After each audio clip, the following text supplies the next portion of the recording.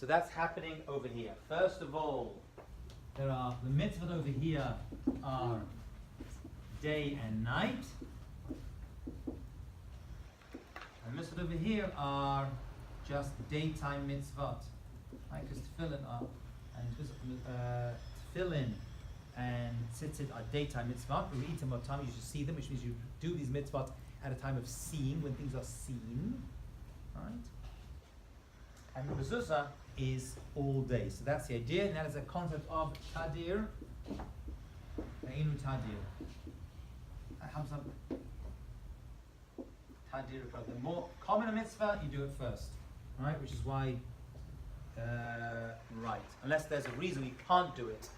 For example, lighting the menorah Shabbat candles. Really, the Shabbat candle should come first, but since you bring in Shabbat, you do the Chanukah menorah first.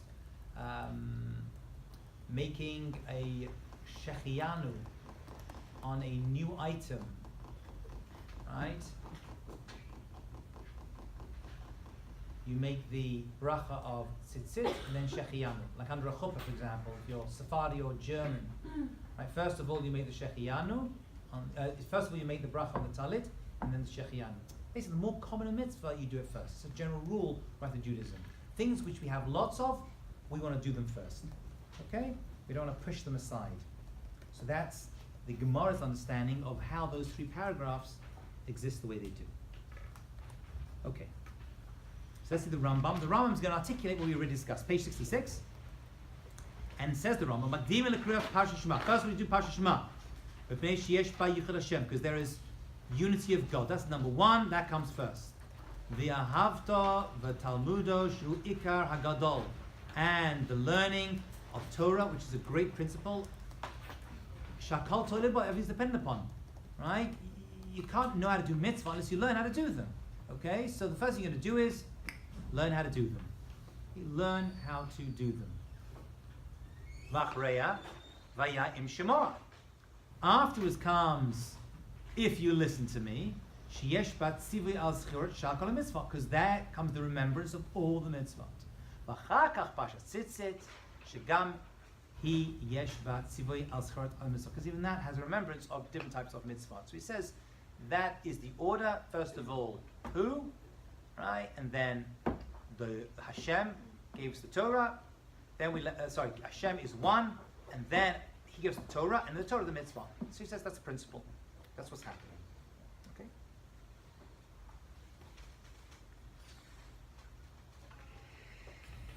Rabbi? Yeah. How often are women required to say Shema? That is a very good question. I'm going to hold off, if you don't mind, because I'm going to do a whole 1 or 2 classes which have a separate handout about the obligation of women and tefillah and a prayer. Okay? So we're going to do just a class specifically on that. So if you hold on your horses, we will get to that. The answer is going to be, some people say same obligation unless they have extenuating circumstances. So just, I don't want to preempt it because it's a whole big discussion of itself, how we get to that point. But on the surface, we said prayer, because it's a difficult one. Prayer is something which everyone's obligated, man, woman, right? Because that's above time. Shema, though, comes b'shachar v'mecha, right? It's a mitzvah shezman grama, a mitzvah that is dependent upon time. So it's gonna kind of be, but women still have an obligation to put their faith in God. So it's going to be a little dispute exactly how to understand, but we will get there, God will. Okay. Says the Rashba, he says, you've got to know something. This prayer of the Shema is like the most important thing that we have, and is equal to everything else we do. Ve'emet, yesh l'chol baldea. Anyone who's got any form of das, any form of knowledge, Kihi Parsha Miyuchedet Lanu is a very special prayer to us. And historically, right, you go through many times in Jewish history when bad or good things have happened to us, the words of the Shema has been on our lips. Right? I lead trips to Auschwitz once a year, and wherever you're there, the tour guide always tells you, right, that before, so many of the tour guides are not Jewish, but the ones who are, or the ones who aren't, who know their stuff, will tell you how many people went to the chambers with the Shema on their lips, right? This has become like the declaration of faith at the best of times and the worst of times. Yeah? You know the best of times because when Yaakov was reunited with Yosef, right, he hadn't seen him all those years. What did he do? He was saying the Shema, which is why you see Yosef approached him, but he didn't approach Yosef. Although he was very excited to see his son. And they say that he said the Shema at that time. So they thought, oh, maybe Yosef happened to see him while he was saying the Shema. The answer is no. He said the Shema because he was really happy. He was really happy and he wanted to channel that joy towards God. That's why he said the Shema. So it's not just depressing times. Right? It's also times of death. It's also time of life as well. Okay. So Kalelet, a Yichud, Emunah, it's got inside it oneness of God, Emunah faith, She be'emet, Remezet, Sodod, Ikram Gedolim, which have secreted within it some of the greatest principles of faith. She be Sodod Kala Binyan, which is the foundation of our entire house, Beit Yisrael, of the Jewish people, right? Of which our foundation rests. So this is what it's all about. Okay? Says the Rambam, that's why it's a mitzvah. And he actually includes this in the mitzvot. Right? Second mitzvah, positive mitzvah, he tzivoy shizvanu be'emuna yichud v'ush namin. A person is obligated to believe in God, right? That God is the sustainer of all existence, right? V'sibator harishon, and the original creator, echad, and oneness, v'hu amru yitaleh shema Yisrael Hashem Elokeinu echad. And that is why we express it Shema Yisrael, so we fulfill the mitzvah of faith in God by saying these words. You fulfill the mitzvah of faith in God by saying these words. It says the Sefer Chinuch on page 67. Let's just finish off and then we'll talk about the second more line. Anyone that doesn't believe in this expression is actually not considered part of the entire Jewish people.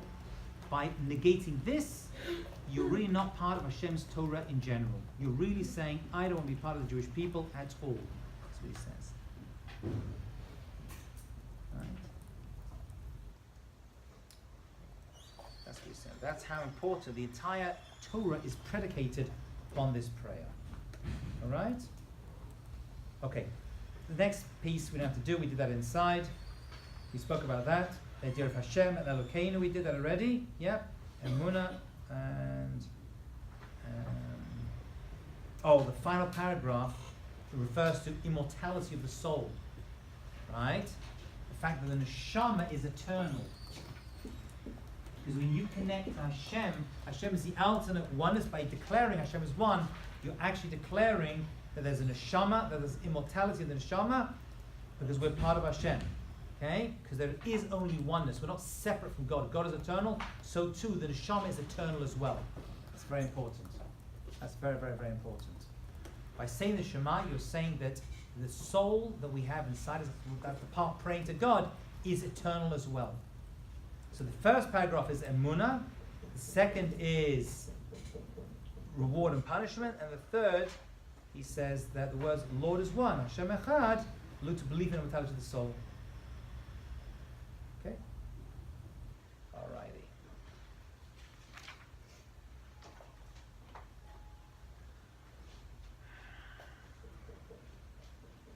Okay, let's talk about the number of words in the Shema as well. We have a chazal that we have 613 mitzvot. Those 613 are divided up into two parts. Those 613 are divided up into two parts. 248, 365.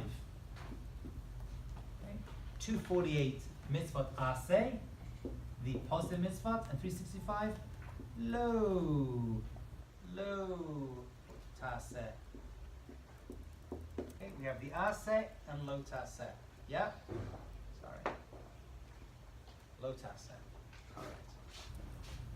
These 248 and 365, okay, specifically the 248, represent the positive mitzvot in the Torah.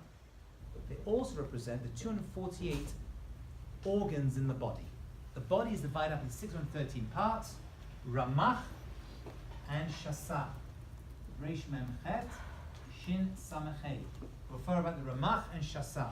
These are not words. This is 2, 4, 8, 365. Your body is divided up into 248 limbs and 365 sinews. Somehow your body is divided up into these parts. That's where each mitzvah corresponds to a different part of the body. Ramach means limb? Ramach, no, Ramach does not mean limb. Ramach is a number, 248. Reish is 2, Mem is 40, Chet is 8. So we have 248 positive mitzvahs of the Torah. And we have 365 los ases in the Torah.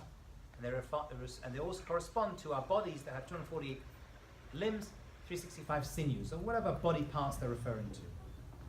Yeah? Now, the Shema has 245 words in it. Rabbi, what's a sinew? Connective tissues, different organs and limbs of the body. The Shema has 245 words in it. So that's not good, right? We're missing 3. So how are we going to make up these other 3? So there are different customs how to do this. Okay? Some begin the words Kael Melech Ne'eman. Kael Melech Ne'eman. Right? This is actually Aleph Lamed. God the faithful King. God the faithful King. And there you see Amen there as well. Right? We already did Amen, didn't we? We did Amen. Right, so that's Amen. So you add those 3 words, gets to 48. Another custom is Hashem Elokeichem Emet. We'll finish off the Shema and we'll repeat together with the Chazan Hashem Elokeichem Emet. Can you see that at the end? Those 3 words are added, the Chazan says them, so we end up with 248. That's the golden number we want to reach, and that's what the Tosfot says. The Tosfos, those are the rabbis in France, right? They, when praying alone, the person should say Kel Melech Ne'eman, because the last 3 words you only say when you're part of a community. So when a person said the Shema alone, they should begin the words with Kel Melech Ne'eman, God faithful King, which takes his first paragraph from 245, 248.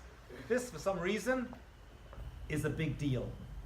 Is a big deal. Okay? Let's have a look at those 3 words a little bit more. We already mentioned them, let's do more.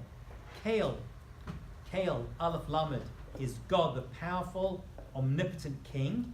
Right? Kael is powerful. That's why we don't generally pray to Elokim. Not a good idea, we mentioned, right?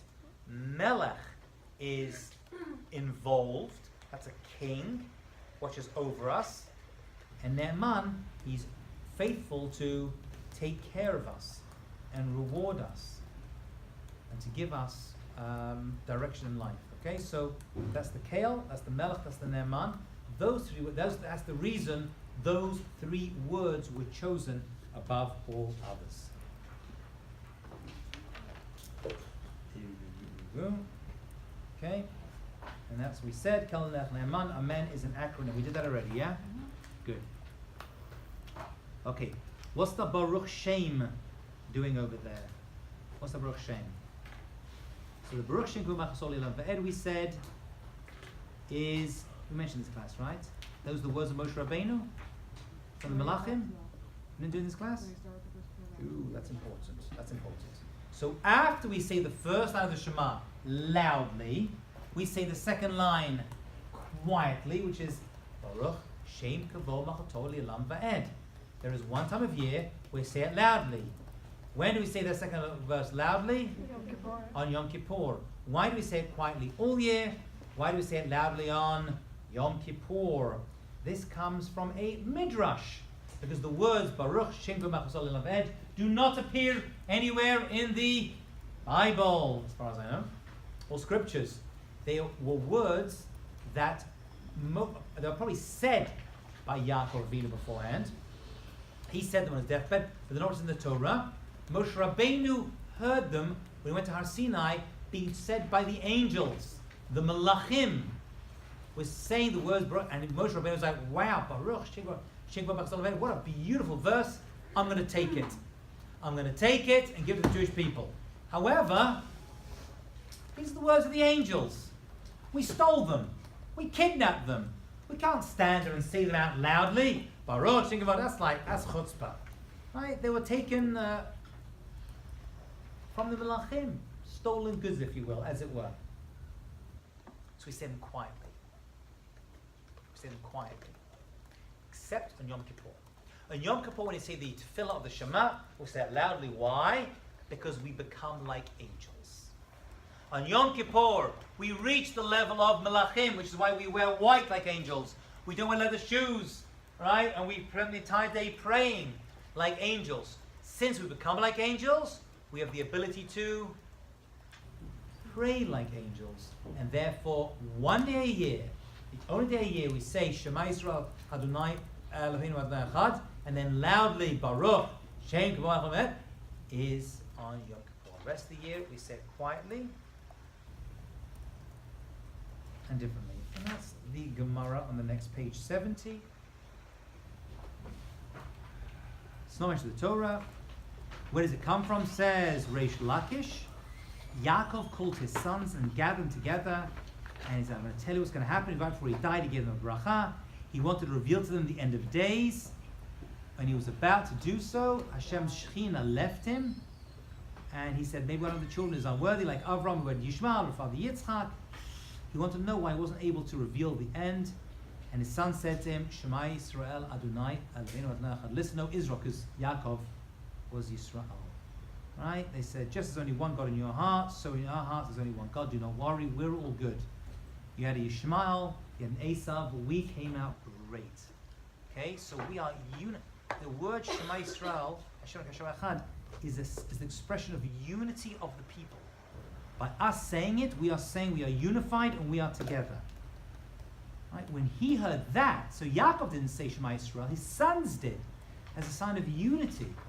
That we're all good. We're not like your grandfather, your Avraham had to deal with Ishmael, and your father had to deal with an Esav. It's not true. Okay? When Yaakov heard that, he was so grateful, he responded, Baruch Shem Kavod Machol Aved. That verse is not mentioned in the Torah itself. Okay? Blessed be Hashem's kingdom forever and ever. It is eternal. It is eternal. So you realize the Jewish people make a declaration of eternity. It's not just Shema Yisrael now, Shema Yisrael is eternal.